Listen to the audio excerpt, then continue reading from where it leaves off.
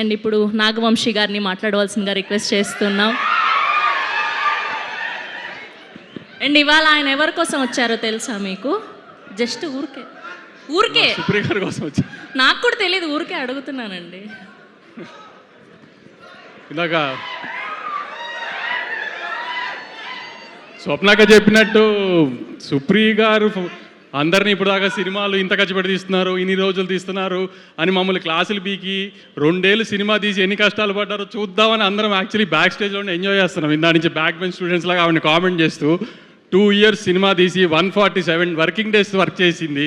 So మమ్మల్ని ఎవరిని తిట్టే రైట్ లేదని వెనకాల నుంచి ఆవిడని ఎక్కిరిస్తానికి వచ్చాము. యాక్చువల్లీ మేము విష్ చేయడం కంటే ఎక్కువ సుప్రియ గారికి ప్రొడ్యూసర్ కష్టాలు ఏంటో శేష్ గారు చూపించినందుకు నేను చాలా థ్యాంక్స్ శేష్ గారు.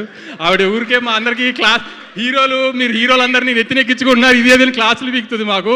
మీరు ఒక 2 సంవత్సరాలు ఆవిడ హింస పెట్టినందుకు చాలా థ్యాంక్స్ అండి. ఆవిడకి తెలియాలి కదా హీరోలతో సినిమాలు తీస్తే ఎంత కష్టంగా ఉంటుందో.